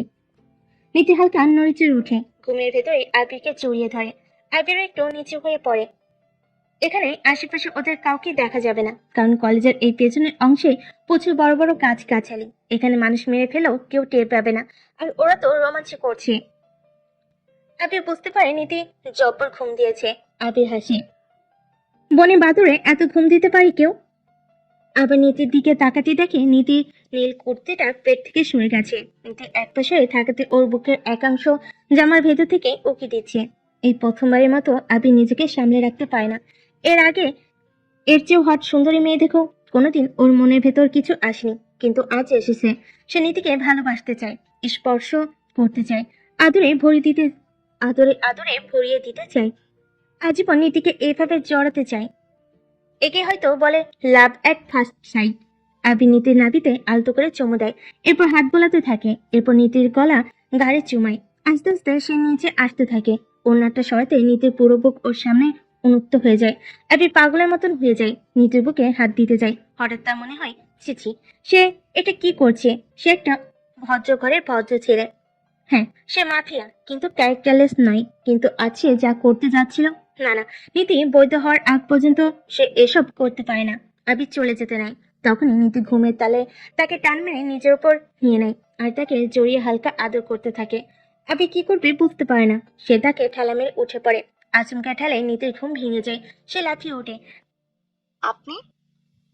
আপনার এত বড় সাহস আমাকে ঘুমন্ত অবস্থায় পেয়ে? ছি ছি, আপনাকে শুধু গুন্ডা জানতাম এতদিন, কিন্তু আপনি যে চরিত্রহীন তা তো জানি না। আপনার সাহস কি করে এলো এসব করার? আমি গিয়ে এক্ষুনি প্রিন্সিপাল সাহেবকে বিচার দিব। আরে শুনুন শুনুন, আপনি ভুল বুঝছেন। বল না, দেখাচ্ছি আপনাকে। নীতি রেখে চলে যায় প্রিন্সিপাল রুমে। আবি পেছন পেছন আসতে থাকে। নীতি প্রিন্সিপাল রুমে এর আগে কখনো আসেনি। সে দরজায় কড়া নাড়তে ভেতর থেকে প্রিন্সিপাল বলে ওঠে, আসো ভেতরে এসো। Hello sir. প্রিন্সিপাল ঘুরে বসে, বুড়ো কুচকে বলে, হ্যালো হ্যালো। কি শব্দ? বাঙালি মেয়েরা আর মুসলিম মেয়েরা বলে আসসালামু আলাইকুম, তা জানো না? পড়েছো কোথায়, এদেশে না বিদেশে? নীতি ঘাবড়ে যায়, জিভ কামড়ে বলে, সরি স্যার, সালাম দেওয়া উচিত ছিল। আসসালামু আলাইকুম। জি স্যার, বিদেশে পড়েছি সেই জন্য কথায় কথায় হ্যালোটা আগে চলে আসে। হ্যাঁ হ্যাঁ, প্রথমেই বলছি। তাই কি চাই এখানে? স্যার বসে কথা বলি একটু, আমি বেশিক্ষণ দাঁড়িয়ে থাকতে পারি না। হ্যাঁ বসো, তবে তোমার সাহস দেখে অবাক হচ্ছি, কেউ কখনো আমার সামনে এভাবে কথা বলেনি। ওরা ভীতু, আমি আল্লাহকে ছাড়া কাউকে ভয় পাই না, তবে হ্যাঁ সম্মান করি। যাই হোক, আপনার কলেজে আবির নামে একটা ছেলে আছে। ছেলেটা 1 নম্বরের গুন্ডা, মাফিয়া, বদমাস, ইতর ছেলে। ও আজ 2 দিন ধরে আমাকে বিরক্ত করছে, আমার সাথে নোংরামো করেছে। তাছাড়া কলেজে মারামারি করে, কলেজের সুস্থ পরিবেশ নষ্ট করে। প্রিন্সিপাল হিসেবে আপনার তো সব খেয়াল রাখা দরকার। এনিওয়ে, এখন থেকে রাখবেন। ওর নামে কমপ্লেন করতে আসছি, ওর বিচার চাই আমি। একদমই কথাগুলো বলে নীতি। প্রিন্সিপাল সাহেব হ্যাঁ হয়ে তাকে কিছুক্ষণ, তারপর চুপ করে থেকে বলে, তোমার নাম কি মেয়ে? পরিণীতি চৌধুরী, সবাই নীতি বা পরিণীত বলে ডাকে। সুন্দর নাম কে রেখেছে? যে রেখেছে সেও সুন্দর, বোঝাই যাচ্ছে। আমার মা ওনার নাম? আখি চৌধুরী। প্রিন্সিপাল সাহেব নামটা শুনে থমকে যায়, চোখ জোড়া চকচক করে ওঠে। তারপর খুব আগ্রহী হয়ে জিজ্ঞেস করে, আর বাবার নাম? বাবার নাম কি? আকাশ চৌধুরী। আচ্ছা স্যার, আপনার কাছে আমি বিচার চাইতে এসেছি, আমার বায়োডাটা দিতে নয়। আপনি কি ব্যবস্থা করবেন? নয়তো আমি কিন্তু পুলিশ কমপ্লেন করব। এতে আপনারাও জড়িত থাকবেন। সুষ্ঠু বিচার ও কলেজের অবনতির পরিবেশ সুন্দর না রাখার অপরাধে। না না, ওসব দরকার হবে না। তুমি যাও, আমি আগামীকালে সব ব্যবস্থা করছি। এরপর থেকে আর কোনোদিন কমপ্লেন করার সুযোগই তুমি পাবে না। মানে? মানে আর কি, ওকে শাস্তি দেবো, যাও তুমি। জি। নীতি চলে আসে। প্রিন্সিপালের চোখ জোড়া আবার চকচক করে ওঠে। সে চোখে আগুন ছাড়ছে, কলমটা হাতে নিয়ে নাড়তে নাড়তে বলে, নীতি মামনি, একটু অপেক্ষা করো, আগামীকাল তোমার যোগ্য পুরস্কার দেওয়া হবে। অনেক সাহস দেখিয়েছো, সাহসের পুরস্কার পেতে হয়তো আফটার অল সাহসী বাবা মায়ের মেয়ে বলে কথা। প্রিন্সিপালের হাসির আওয়াজে কেঁপে ওঠে পুরো কলেজ। রাতের বেলা নীতি বসে বই ঘাটছিল, কিন্তু পড়তে ভালো লাগছিল না। নীতি বই রেখে কিছুক্ষণ হাঁটাহাঁটি করে। ওর বারবার আবিরের কথা মনে পড়ছে। ঘৃণা লাগছে বেশ, লোকটা কি জঘন্য, ছিছি। নীতিকে পায়চারি করতে দেখে আঁখি ভেতরে আসে। কি হলো নীতি, কোনো সমস্যা? তোকে অস্থির লাগছে? না মা, কিছুই না, এমনি ভালো লাগছিল না, তাই একটু হাঁটাহাঁটি করছিলাম। কি বলিস, দেখে দেখি। কই কি হয়েছে দেখি তোর? কিছুই হয়নি মা, তুমি শুধুই ভয় পাও সারাক্ষণ আমাকে নিয়ে। তোমাকে নিয়ে না পারি না, যাও তো। একটু স্বাধীনতা নেই রুমেও? এখানেও মন মতো একটু হাঁটতে পারি না, তোমার ইন্টারফেয়ার করা লাগে। ও হ্যাঁ, ঠিকই তো, আমি বোধহয় বেশি করি। ঠিক আছে থাক, আসছি। আখি চলে যায়। নীতি বুঝতে পারে ওর মায়ের মন খারাপ করে দিয়েছে, কিন্তু ওরও কিছু করে নাই। মাকে এভাবে না বলে মা এখন কানের কাছে ঘ্যান ঘ্যান করতেই থাকতো। চলো উঠো চলো, ভালোভাবে বলছি, গায়ে লাগছে না? আমি কিন্তু স্যারের কাছে বিচার দেব। আপনার মতো বোকাটাকে আমি ভার্সিটি ছাড়া করব, বলে দিলাম। ফার্স্ট ইয়ারের একটুখানি জেরির মতো পুচকে একটা মেয়ে নাকি আমাকে ফার্স্টে ছাড়া করবে? যাই হোক, আগে আমার থেকে ছাড়া পাও, তবে আমাকে ছাড়া করো। আপনি কই নিয়ে যান আমারে? ছাড়েন, ছাড়েন। আর আপনার সাহস কি করে হয় আমাকে নিয়ে টানা হেঁচড়া করার? সেটা একটু পরে দেখবে পুচকি জেরি। অ্যাবি নীতিকে টানতে টানতে নিয়ে যায়। নীতি বুঝতে পারে হয়তো গতকাল প্রিন্সিপালের কাছে বিচার দেওয়াতে প্রিন্সিপাল প্রিন্সিপাল উচিত শাস্তি দিয়েছে হারামিটাকে, তাই রেখে ওর সাথে এমন করছে। তবে যাই হোক, অ্যাবি নিশ্চয়ই প্রিন্সিপালের কাছে শাস্তি পাইছে, সেটা ভেবে নীতি খুশি হয়। আর হইল টানাটানি। নীতিও দেখুক অ্যাবি কি করে, সে অত সহজে ভয় পাবার নয়। অ্যাবি এবার নীতিকে একটা গাড়িতে উঠে কাজী অফিসের সামনে নিয়ে যায়। নীতি অবাক হয়ে তাকায়, এ কোথায় হলো, এ কোথায় এলো। এখানে দেখি জোরে জোরে ছেলে মেয়ে গলায় মালা দিয়ে বর বধূর জামা কাপড় পরে বের হচ্ছে। তাকে আবির কেন এখানে আনছে? তার মানে আবির তাকে জোর করে বিয়ে করতে আনছে। অন্য নীতি বুঝতে পারে আবির কঠিন শোধ নিবে। ননু, এখান থেকে যে করেই হোক পালাতে হবে। নীতি ভেবে নেয়। আবির মুচকি এসে ওকে নিয়ে যায় আর মনে মনে বলে। কি পুচকি জেরি, এভাবে নিশ্চয়ই ভয় পেয়েছ? নীতি এদিক ওদিক তাকায়, তারপর আবিরের হাতে একটা কামড় দেয়। আবির চেঁচিয়ে ওঠে, নিজের হাতটা চেপে ধরে। নীতি দৌড়ে পালায়, কিন্তু শেষ রক্ষা হয়নি। আবির পেছন থেকে বন্দুকটা বের করে আর একটা গুলি ছুড়ে। গুলিটাকে পায়ের গা ঘেঁষে যায়। একপাশে হালকা আটকে থাকে গুলিটা, পুরোপুরি ঢুকে না। নীতি মাগো বলে চিৎকার করে ওঠে। আবি এবার নীতির চুল ধরে টেনে ওঠায়, তারপর কাজী অফিসে নিয়ে ছুড়ে ফেলে। কাজীর সামনে পিস্তল রেখে বলে। এই কাজী বিয়ে পড়া। কাজী আবিকে ভালো করে চেনে, কাঁপতে কাঁপতে বলে। বাবা সাক্ষী। আরে তোর দুইটা চামচাকে ডাক, ওদের সাক্ষী বানা। কাজী সাহেব দুজন সাক্ষী আনে, বিয়ে পড়ানো শুরু করে, কিন্তু নীতি কবুল বলে না। আবি রেগে যায়, নীতির গালে একের পর এক চড় মারতে থাকে। নীতি বুঝতে পারে না শুধু এক বিচার দেওয়ার অপরাধে কেউ এত অমানবিক আর জঘন্য হতে পারে। আবিরের খুব কি এখানেই, নাকি আরো কিছু আছে? তাড়াতাড়ি কবুল পড়, বেশি দেরি করলে তোর বুকে সরাসরি গুলি করব। আর পাও চিকিৎসা করাতে হবে, দ্রুত কর। তোকে আরো একটা সংবাদ দেই, কবুল না বললে তোর মা আখি আর বাবা আকাশ চৌধুরীকে এক্ষুনি মেরে ফেলা হবে। বল কবুল। কবুল, কবুল, কবুল। কবুল। কাজী আলহামদুলিল্লাহ বলে ওঠে। নীতি বাবা মায়ের কথা শুনে নিজেকে আর সামলাতে পারে না। সে তার জীবনের চাইতো বেশি তাদের ভালোবাসে, কিন্তু আজব এই লোক তার বাবা মাকেও চিনে। হচ্ছেটা কি? নীতি ব্যথায় আর্তনাদ করে ওঠে। আবি দ্রুত পাজে কোলা করে ওকে নিয়ে হাসপাতালে দৌড় দেয়। এর মধ্যে নীতি সেন্সলেস হয়। নীতি নিজেকে হাসপাতালের বেডে আবিষ্কার করে, তার মানে জানোয়ারটা থেকে ছাড়া পেয়েছে। সে উঠতে যাবে, তখনই ডাক্তার আর আবি কথা বলতে বলতে ভেতরে ঢুকে। ডাক্তার হেসে বলে। বাহ, ম্যাডাম খুব দ্রুত রিকভার করেছে। ভাগ্যিস গুলিটা পা ছুঁয়ে হালকা একটু বিঁধেছে। সময় মতো নিয়ে আসা এখন আর রিস্ক নেই, ওনাকে চাইলে নিয়ে যেতে পারেন। আবির হেসে মাথা নাড়ায়। নীতি ডাক্তারকে কিছু বলতে চায়, কিন্তু ডাক্তার বোঝে না। ডাক্তার চলে যায়। কিছুক্ষণ পর আবির বলে। ডাক্তারকে ইশারা করে লাভ নেই বউ, তুমি আমার বিয়ে করা বউ, এখন আমার সাথেই যেতে হবে তোমাকে। উঠো। আরে কই নেন আমাকে, ছাড়েন, যাব না আমি।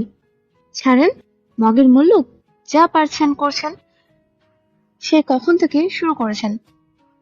আপনার সাথে আমি এমন কি করছি? হ্যাঁ, কোন অপরাধে এত যন্ত্রণা দিচ্ছেন? এই মেয়েটা বেশি কথা বলে, এসো। এই বলে আবির নীতিকে কোলে উঠিয়ে নেয়। নীতি শান্ত মেয়ের মতো চুপচাপ থাকে না। এর সাথে ঠান্ডা মাথায় কাজ করতে হবে। উত্তেজিত হলে নিজেরই ক্ষতি। আবির নীতিকে ড্রাইভিং সিটের পাশে বসিয়ে নিজের ড্রাইভ সিটে বসে পড়ে। গাড়ি স্টার্ট করে। 1 ঘন্টা পর একটা বাসের সামনে এসে থামে নীতি। বেশ জাকজমকার আলিশান দালান। নীতি হাঁ হয়ে ভেতরে ঢুকে। বাড়িতে কোনো একটু শব্দ নেই। আশ্চর্য, এত বড় বাড়ি অথচ কেউ নেই। এ সময় নীতিকে অবাক করে দিয়ে প্রিন্সিপাল মানে রাফিন চৌধুরী নিচে নামে। বাবা এবার বলো আমি তোমার যোগ্য সন্তান কিনা। দেখো তোমার পথের কাঁটাকে কিভাবে নিয়ে আসছি। এবার খুশি তো? সাব্বাস বেটা, এই নাহলে তুই রাফিন চৌধুরীর ছেলে। নীতি অবাক হয়, আবির তাহলে এই প্রিন্সিপালেরই ছেলে? হাইরে বলো, মায়ের গল্প সে তাহলে মাসির সাথে করেছে এতদিন, কিন্তু এরা কেন ওকে জোর করে ধরে নিয়ে আসলো সামনে একটা বিচারের জন্য? প্রিন্সিপালও পাগল হলো বটে, বাপ্পাটা দুটারই মাথায় সমস্যা। আপনাদের হয়ে গেলে আমি একটু কথা বলতে পারি? হ্যাঁ শিওর। আমাকে এখানে এনে কোন জন্মের শোধ নিচ্ছেন দুজন? কি সমস্যা আপনাদের?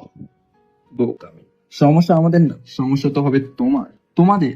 মানে আপনাকে তো একজন ভালো শিক্ষক হিসেবে জানি, কিন্তু আপনি যে মুখোশধারী লোকে সেটা জানে?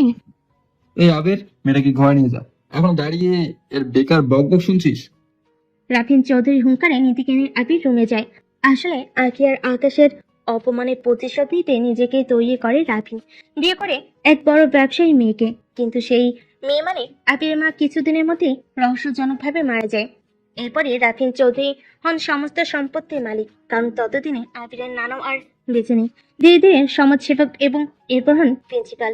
এদিকে আবির বড় হয়, তবে বাবার মতোই হয় মাফিয়া, কিন্তু পার্থক্য আছে দুজনের। আবিরের মন ওর বাবার মতো কুলসিত হয়ে যায়নি, কিন্তু আবির নীতির জন্য জঘন্য আচরণ করেছে। এর কারণ রাফিন চৌধুরী আবিরের মায়ের মৃত্যু দায়ী করেছে নীতির বাবা মাকে। রাফিন চৌধুরী ছেলেকে বলেন নীতিকে আবিরের জন্য পছন্দ করে রেখেছিলেন ওর মা, কিন্তু আঁকি আর আকাশ নাকি তাকে অপমান করে বের করে দেন। আর সেই শোকে স্ট্রোক করে আবিরের মা।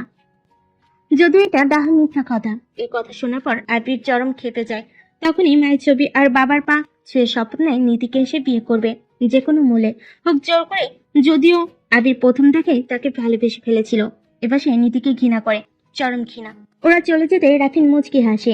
আখি আর আকাশ এবার বুঝবে জীবনে কি আছে তোমাদের। এদিকে দিন গিয়ে রাত পার হয়, নীতি ঘরে ফেরার খবর নেই। এই অবস্থায় আখি পাগলের মতন হয়ে গেছে, ভয় পাচ্ছে কি থেকে কি হলো। নীতি একটা সান্ত্বনা দিচ্ছে, কিন্তু আকাশও জানে আখিকে এসব মিছে সান্ত্বনা দিয়ে লাভ নেই। এক পর্যায়ে আখি থানাতে যায়, তার মেয়েকে যে ফেরত পেতেই হবে। আবি নীতিকে খাবার খেতে দেয়, নীতি খায় না। আবি তাই তাকে চড় মারে, নীতি বাধ্য হয়ে খেয়ে নেয়। রাত 12টা। সারাদিনের ধকল, অসুস্থ শরীর, টেনশন, স্বপ্নে নীতি আর চোখ খোলা রাখতে পারে না। আপাতত নীতিকে বেঁধে রাখা হয়েছিল, সে অবস্থাতেই নীতি ঘুমিয়ে পড়ে। আগে সিগারেট টানছে আর নীতিকে দেখছে। মেয়েটা কি নিষ্পাপ, সরল মায়াবী। আপনি ভাবতে পারছে না যার জন্য সে পাগল, আজ তাকে পেয়েও এভাবে অবহেলার নির্যাতনে রাখতে হচ্ছে। কি করবে? নীতির চেয়ে যে ও বেশি তার মাকে ভালোবাসে। মাঝরাতে হঠাৎ ভয়ঙ্কর এক দুঃস্বপ্নে নীতি চেঁচিয়ে ওঠে। আবির দৌড়ে আসে অসুবিধা হলো কিনা দেখতে। নীতি আবিরকে জড়িয়ে ধরে কাঁদতে থাকে। আবিরের মায়া হয়। তুমি ভয় পাচ্ছ? হ্যাঁ, আমি রাতে একা ঘুমাতে পারি না, মাকে নিয়ে ঘুমাতে হয়। দিনের বাঘিনী এখন রাত কেনা, রাতে ভয় পায়। আচ্ছা ঠিক আছে, এখানে আসো, হাতের বাঁধন খুলে দিচ্ছি, তবে পালাতে পারবে না। এখানে মানে কোথায়? খাটে? হ্যাঁ, না হলে আর কই। আপনার সাথে? হ্যাঁ, এত অবাক হওয়ার কি আছে, আমি তোমার স্বামী। কখনো না, এক খাটে আপনার সাথে ঘুমাতে পারবো না। আপনি যান, আপনি নিচে ঘুমান। মেয়ে সাহস তো কম না, আমার খাট বলে নিচে আমাকে ঘুমাতে হবে। কখনোই হবে না, ঘুমালে উপরে আমার সাথে ঘুমাবে। নীতি বাধ্য হয়ে উপরে উঠে আবিরের মাঝখানে বালিশ দিয়ে রাখে। চিন্তা করো না, তুমি ঘুমালে আমি লুকিয়ে স্পর্শ করবো না। সেদিন ভুলে এমন করেছি। আমি গুন্ডা, তবে লম্পট না। নীতি মন্ত্রমুগ্ধ হয়ে যায় আবিরের কথায়। আবির ঘুমিয়ে পড়ে, নীতির চোখে ঘুম নেই। মানুষটা খারাপ না, কিন্তু খারাপ হওয়ার অভিনয় কেন করে? হঠাৎ নীতির মায়ের কথা মনে পড়ে, তার বুক ফেটে যাচ্ছে। কে জানে বাবা মা এখন কেমন করছে? একটু যদি মাকে জানাতে পারতো। মা তো বোধহয় দম বন্ধ হয়ে মারা যাচ্ছে। বাবা কি সান্ত্বনা দিচ্ছে, নাকি তিনিও কাঁদছেন? রাত 2টো। আকি পাগলের মতো রুমের এক পাশ হতে আরেক পাশ হাঁটছে। সারাদিন গেল, মেয়েটা ফিরল না। কি হলো ওর? একটা কলও করলো না ওকে। নাকি রাফিন? না না, রাফিন ওর ঠিকানা পাবে না। আদের বারবার বোঝাচ্ছে, আকি কিছু বুঝতে চায় না। আকি শুধু চায় তার মেয়েকে। কাল সকালে সে মিসিং ডায়েরি করতে যাবে। সকালবেলা ঘুম থেকে উঠে নীতির ওয়াশরুমে যায়। হঠাৎ খেয়াল করে আবির নিচে শুয়ে আছে। আশ্চর্য, যে লোকটা রাতে নিজের বিছানা ছেড়ে নামবে না বলেছে, সে নিচে শুয়ে আছে। তার মানে সে নিচেই ছিল সারা রাত। নীতি উকি দিল, আবির কাঁদছে। নীতি আস্তে করে কাছে গেল, গালে কপালে হাত রাখলো। আরে এ তো জোরে পড়ছে। নীতি কি করবে বুঝে না। সে দৌড়ে রাফিন চৌধুরীর কাছে যায়। Sir sir please help. আরে সকাল সকাল একটু পত্রিকা পড়তে দেবে না? কি সমস্যা তোমার? হ্যাঁ, তোমাকে এখানে আটক রাখছি, বন্দির মতো থাকবে, অত তিরিং বিরিং করবে না, বুঝলে? আপনার মানসিক সমস্যা আছে, ডাক্তার দেখান। আমাকে কেন বন্দি করবেন? আর আগে আসুন, আপনার ছেলের অবস্থা ভালো না, পরে না হয় আমার খারাপ অবস্থা করবেন। এ কথা শুনে রাফিন চৌধুরী দৌড়ে যায়। ছেলে কিছু হলে তিনি মারাই যাবেন, কারণ পৃথিবীতে একমাত্র এই ছেলে আছে তার, আর কেউ না। তিনি দৌড়ে যান। আসলে জ্বর। রাফিন বুঝে না কি করবে। নীতির শাড়ির আঁচলটা বেঁধে নেয়। তারপর দৌড়ে রান্নাঘরে গিয়ে পানি আনে, মাথায় ঢালে, মাথা মুছে চা গরম করে খাওয়ায়। আবি খেতে চায় না। নীতি জোর করে খাওয়ায়। রাফিন অবাক হয়ে যায়। আরে যাদের শাস্তি দিতে চাই সে তাদেরই প্রতি মানবিকতা দেখাচ্ছে। কি সুন্দর, কি সুন্দর। এক মুহূর্তের জন্য সে দুর্বল হয়ে পড়ে মেয়েটার উপর। মেয়েটা উত্তম জীবন সঙ্গী তার ছেলের জন্য। হঠাৎ কিছু মনে করে সে মাথা নাড়ে। আচ্ছা, আমি গেলাম, ডাক্তার আনছি। রাফিন কিছু বলে না, কারণ এই মেয়েটিকে এই মুহূর্তে তার তেমন কিছু বলতে ইচ্ছে করছে না। রাফিন চৌধুরী চলে যাওয়ার পর আবি মেয়েটার দিকে হাঁ করে তাকিয়ে থাকে। মেয়েটাকে সে কত বিরক্ত করেছে, আর মেয়েটাই তাকে সাহায্য করছে। এক মুহূর্তের জন্য সে অনুতপ্ত হয়। এভাবে দিন চলতে থাকে। দুজনের মধ্যে যে ক্লেশ ছিল ধীরে ধীরে মিটতে থাকে। এদিকে ততদিন আখি ওরাও জেনে যায়। নীতির সান্ত্বনা দেয় মাকে, তার কিচ্ছু হবে না, সে বিজয়ী হয়েই ফিরবে। আখিও মেয়েকে ভালো করে চেনে, মেয়ের জন্য দোয়া করে আর মেয়েকে সাহস দেয়। রাফিন চৌধুরী ধীরে ধীরে মন থেকে ঘৃণা কমতে শুরু করে। ভুলে যায় নীতি তার প্রাক্তনের মেয়ে, কিংবা তাদের সাথে কোনো এককালে শত্রুতা ছিল। এই মেয়েটা মাঝে মাঝে পাকা পাকা কথা বলে, প্রায়ই বলে আপনার মানসিক চিকিৎসার প্রয়োজন। রাফিন হাসে। বুড়ো বয়সে আসলে তার মানসিক চিকিৎসার প্রয়োজন। দিন চলে যায়। আরবিন নিজের ভুল বুঝতে পারে, নীতিকে তার বাড়িতে চলে যেতে বলে। রাফিন চৌধুরী মন খারাপ হয়। একটু থাকলে কি এমন হতো। এদিকে আবির সত্যটা জানতে পারে যে তার বাবাই আসল কালপিট। রাফিন চৌধুরীর উপর রেগে যায় সে। চৌধুরী নীতিকে অনুরোধ করে সে যাতে তাদের ছেড়ে না যায়। নীতির এই কয়দিনে তাদের উপর মায়ে পড়ে যায়, কিন্তু যেতে হবে তাকে। নীতি ব্যাগ গুছায়। রাফিন চৌধুরী কাছ থেকে বিদায় নেই, সে কারণে ভেঙে পড়ে। আবির কিছু বলে না, গাড়িতে উঠিয়ে দেয়। নীতি যাওয়ার আগে আবিরের দিকে তাকায়। আপনার কিছু বলার নেই? না। আবিরও উপরে না বললো, মনে মনে চাচ্ছিল থেকে যাক আরো কিছুক্ষণ। গাড়িটা চলতে থাকে। নীতির মন খারাপ হয়, পুরান দিনের কথা মনে পড়ে। এদিকে আবির ঘরে ঢুকে ডুকরে কাঁদে। রাফিন বলে, কাঁদিস কেন এখন? আর কিলি না, এখন কাঁদ, আরো আরো কাঁদ। আবির বাবাকে ধরে কেঁদে দেয়। হঠাৎই পেছন থেকে কেউ বলে ওঠে, আপনার মানসিক চিকিৎসা করার প্রয়োজন রাফিন চৌধুরী। আপনার ছেলেটারও এই যে চলে যাচ্ছে। আপনারা দুটো বা একটা মানুষ আমাকে থামালেন না। আপনাদের আসলেই চিকিৎসার প্রয়োজন। এভাবে কেউ কাউকে যেতে দেয়? আবির আর রাফিন নীতিকে দেখে চমকে যায়। রাফিনের মুখে হাসি ফোটে। আবির আর এক মুহূর্ত দাঁড়ায় না, নীতিকে জড়িয়ে ধরে কাঁদতে থাকে। নীতিও পরম মমতে জড়িয়ে ধরে। এর চেয়ে সুন্দর আর কি হতে পারে। ঘৃণায় যখন ভালোবাসায় বদলে যায়, ভালোবাসার চেয়ে সুন্দর আর কিছু আছে কি পৃথিবীতে? আমার তো জানা নেই, আপনাদের আছে?